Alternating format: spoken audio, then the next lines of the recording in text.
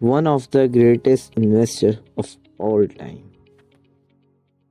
Warren Buffetts.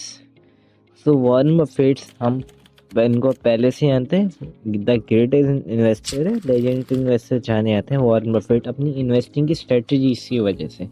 सो हमारे लिए सबसे बड़ा क्वेश्चन यही आता है हमारे दिमाग में, how did he generate his wealth.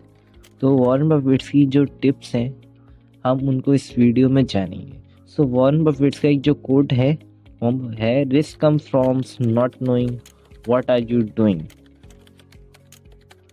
Risk हमें वहाँ से आता है जो हमें उसका आइडिया नहीं होता हम क्या कर रहे हैं। तो वॉरेन बफेट्स की जो फर्स्ट टिप रहती है, invest in what you know. मतलब हम जो जिसमें जानते हैं हमें उसमें इन्वेस्ट करना चाहिए। मतलब कि हमारे लिए जो हमारी फेवरेट कंपनी होती है उसकी सेल्स कैसी चल रही है, हमारी सेटिस्फेक्शन हमें मिलती है उस प्रोडक्ट से, हमने उसके बारे में बहुत रिसर्च कर रखी है। सबसे बड़ा एग्जांपल जो रहता है, हमारी बचपन से हम टूथ ब्रश करते हैं, ठीक है, कोलगेट के करते हैं, इसमें हमारी फैमिली का भी ट्रस्ट है, तो हमारे लिए बहुत ही अच्छी रहती है। तो हमारा उसके लिए शुरू से ट्रस्ट रहेगा कि ये कंपनी में हम इन्वेस्ट कर सकते हैं क्योंकि हम इसके बारे में जानते हैं, क्योंकि हम बचपन से ही हम ये यूज़ कर रहे हैं।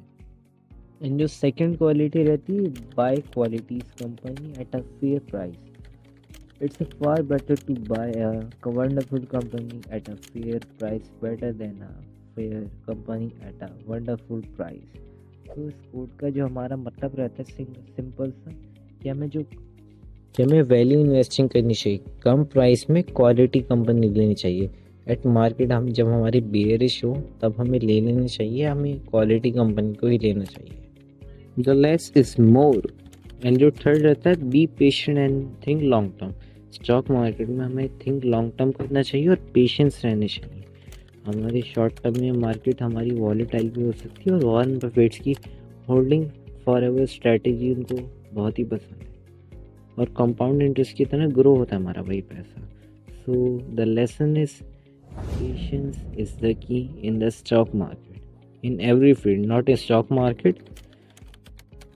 Fourth is the stay rational and emotionally balance.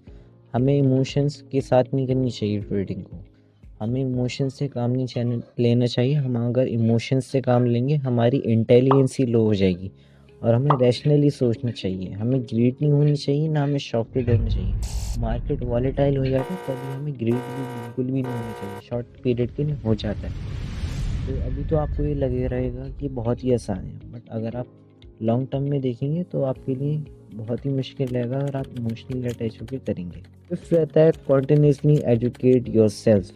सो हमें स्टॉक मार्केट के बारे में पॉडकास्ट हो गए, हमारे वीडियोस हो गए, यूट्यूब पे ओवरलोड इन्फॉर्मेशन है।